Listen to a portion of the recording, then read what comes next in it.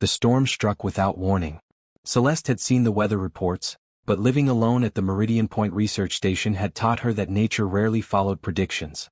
She secured the last of her equipment as rain hammered against the reinforced windows, turning the world beyond into a blur of gray fury.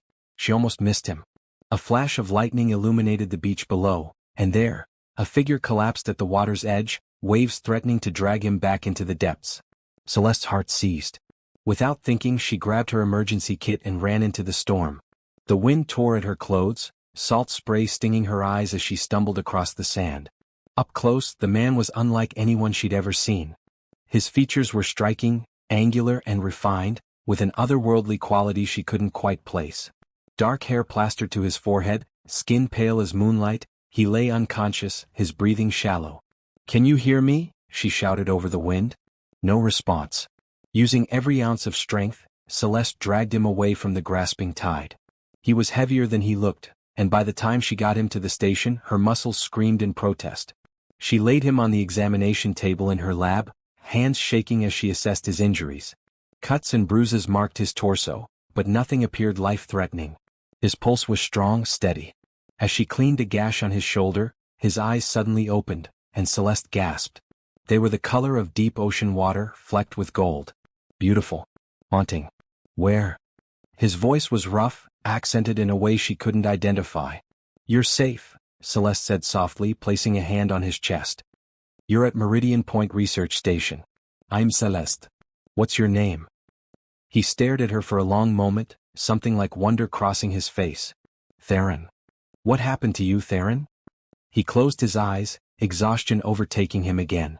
But just before unconsciousness claimed him, he whispered something that made her skin prickle with inexplicable awareness. "I fell, from very far away." Outside, the storm raged on, but inside, something had shifted. Celeste couldn't shake the feeling that saving this mysterious stranger had just changed everything. Theron woke to the sound of waves and the soft glow of morning light. For a moment he forgot where he was, forgot the malfunction, the terrifying descent, the crash. Then he saw her. Celeste sat at a nearby desk, absorbed in her work, sunlight catching the copper highlights in her dark brown hair. She'd changed into dry clothes, a simple shirt and worn jeans, but there was nothing simple about the way his breath caught at the sight of her. "You're awake," she said, turning with a warm smile that made something in his chest tighten. "How do you feel?" "Better. Thanks to you." Theron sat up slowly, assessing his injuries. His accelerated healing had already begun its work. "I owe you my life. I'm just glad I found you in time." Celeste approached with a cup of tea, her proximity making his pulse quicken. "Theron, I need to ask, what did you mean last night? About falling from far away?" He'd known this moment would come. Deception felt wrong, especially to her. Taking a breath, he met her eyes. "Celeste, what I'm about to tell you will sound impossible. Try me. I'm a scientist. I deal in the impossible daily. I'm not from Earth." The words hung between them. "My vessel malfunctioned during atmospheric entry. I study ocean ecosystems across different worlds. Your planet's oceans, they called to me." Celeste's expression cycled through disbelief, shock, and finally, curiosity. She stepped closer, studying him with those intelligent eyes. "You're serious?" "Completely." Instead of fear, wonder bloomed across her face. "Show me something." "Prove it." Theron extended his hand, and his skin briefly shimmered with an iridescent quality, like light on water. Celeste gasped, then incredibly she laughed. "This is extraordinary." She reached out tentatively, her fingers brushing his arm. The touch sent electricity through him. "You're extraordinary." Their eyes locked, and the air between them charged with something beyond scientific curiosity. Theron had traveled countless worlds, but he'd never felt anything like this magnetic pull toward another being. "Your oceans," he said softly, unable to look away, "they're unlike anything I've encountered. The diversity, the complexity. I wanted to understand them." "I've spent my whole life studying them too," Celeste whispered, still touching his arm. "Maybe we're not so different after all." "Maybe not." She withdrew her hand slowly, reluctantly. "Your ship, can you repair it?" "Eventually. But it will take time." Time he suddenly desperately wanted. "Then you'll stay here. Work with me." Her smile turned playful. "I could use an assistant with a unique perspective." "I'd like that." More than he should. As they began discussing his research, their passion for the oceans creating an instant bond, Theron realized something terrifying and exhilarating. He was in danger of wanting to stay far longer than duty allowed. 3 weeks passed like stolen moments. Celeste had never felt so alive. Working alongside Theron transformed her isolated existence into something vibrant and thrilling. His insights into marine biology were revolutionary, his perspective literally otherworldly. But it was the small moments that undid her, the brush of his hand when passing equipment, the way he watched her with those mesmerizing eyes, the sound of his laugh echoing through the station. Tonight, they worked late analyzing coral samples beneath the lab's soft lighting. "Look at this," Celeste said, adjusting the microscope. "The symbiotic relationship is even more complex than we thought." Theron leaned in to see, his shoulder pressing against hers. The familiar electricity sparked between them. Remarkable. Two entirely different organisms, dependent on each other for survival. His voice had dropped lower, intimate. Celeste turned her head and found his face inches from hers. "Theron. I know," he breathed. "This is complicated. You'll have to leave eventually." "I know that too." His gaze dropped to her lips. "But right now, you're all I can think about." The confession broke something in her. Celeste closed the distance, pressing her lips to his in a kiss that felt like coming home and jumping off a cliff simultaneously. Theron responded immediately, his hand cupping her face with devastating tenderness.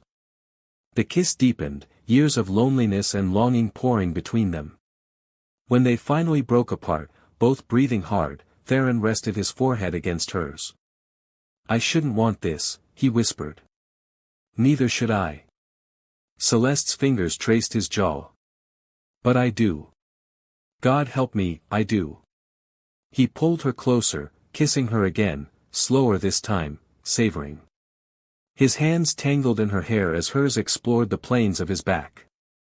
Every touch felt significant, weighted with the knowledge of its impermanence. They moved to the couch overlooking the ocean, unwilling to separate. Theron held her against his chest, his heartbeat strong beneath her ear, faster than human, a reminder of what he was. "Tell me about your world," Celeste said softly. "It's beautiful. Vast oceans, cities that float on the water. But it's never felt like home the way being here with you does." She looked up at him.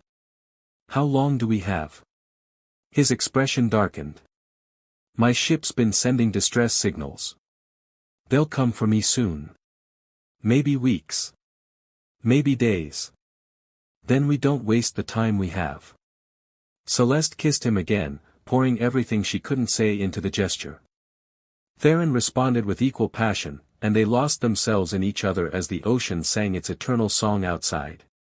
Neither wanted to acknowledge the timer counting down on their impossible connection. The signal came on a Tuesday. Theron stood at the monitoring station, his expression grave as he studied the readings. Celeste knew before he spoke, she'd seen the change in him, the tension in his shoulders, the way he'd held her tighter these past few days. "They're close," he said quietly. "My people. They'll arrive tomorrow night." The words hit like a physical blow. Tomorrow. They had one more night. "I see." Celeste's voice remained steady, though her heart fractured. "Then we should make the most of it." That evening, they walked along the beach where she'd found him. The sun painted the sky in shades of amber and rose, the same colors that seemed to dance in Theron's eyes when he looked at her. "Come with me," he said suddenly, stopping to face her. "I know it's insane, but Celeste, come with me." "Theron. I've traveled countless worlds, studied endless oceans, and nothing, has ever mattered the way you do." His hands framed her face. "I'm not ready to say goodbye. I don't think I ever will be." Tears burned her eyes. "What would I do there? Who would I be?" "Yourself. A scientist, an explorer. My partner." His thumb brushed her cheek. "My love." The word hung between them, finally spoken. Celeste surged forward, kissing him with desperate passion. They stumbled back to the station, hands urgent, hearts racing. Inside, away from the world, they gave themselves to each other completely. Theron's touch was reverent, exploring every curve as though committing her to memory. Celeste memorized him in return, the taste of his skin, the way he whispered her name like a prayer, the feeling of absolute rightness when their bodies joined. They moved together like waves meeting shore, building and breaking, tender and fierce. Time lost meaning. There was only sensation, connection, the profound intimacy of two souls recognizing each other across the vast universe. "I love you," Celeste gasped against his shoulder as pleasure crested through her. "I love you." "And I you," Theron breathed, holding her as though she were the most precious thing in existence. "Across all the stars, only you." Afterwards, they lay tangled together, skin cooling in the night air. Through the window, stars blazed, each one a reminder of the impossible distance that might soon separate them. "Ask me again," Celeste whispered. "In the morning." "Ask me again." Theron pulled her closer, pressing a kiss to her temple. "I will. And whatever you decide, know this, you've changed me forever." They made love twice more before dawn, each time slower, savoring every touch, every kiss, every whispered word. Because tomorrow, everything would change. The ship appeared at sunset, hovering over the ocean like a dream made solid, sleek and luminous, more beautiful than anything Celeste had imagined. Theron stood on the beach, his belongings minimal, his expression torn.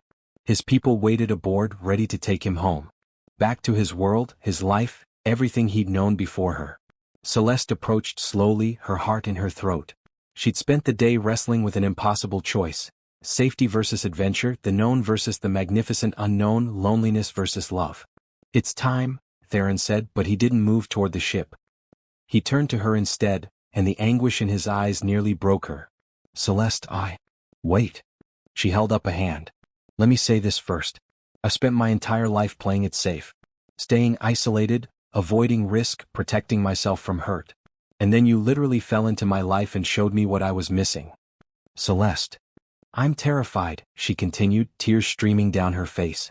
"Terrified of leaving Earth, of the unknown, of loving you this much.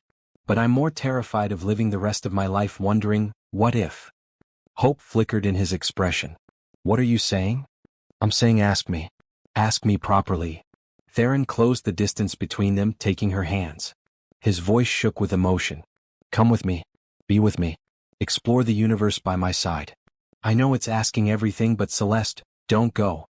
Don't walk away. I need you. Not just want, need. You've become essential to me like air, like water. Please." The raw vulnerability in his words, the desperate passion, the love blazing in his eyes, it shattered the last of her resistance. "Yes," Celeste breathed. "Yes, I'll come with you." Theron swept her into his arms, kissing her with joy and relief and fierce devotion. When they broke apart, he pressed his forehead to hers. "You're sure? Truly sure?" "I've never been more sure of anything."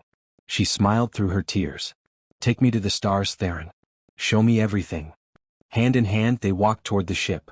Celeste paused once, looking back at the research station, at the beach, at the only life she'd ever known. Then she felt Theron's fingers tighten around hers, felt the promise of infinite tomorrows, and turned toward the future without regret. As the ship lifted into the twilight sky, carrying them toward distant oceans and undiscovered worlds, Celeste realized something profound. Home wasn't a place. It was a person. And she'd found hers in the most unexpected way possible. Washed up on her beach during a storm, a stranger from the stars who'd seen straight into her soul. Their journey together was just beginning. The end.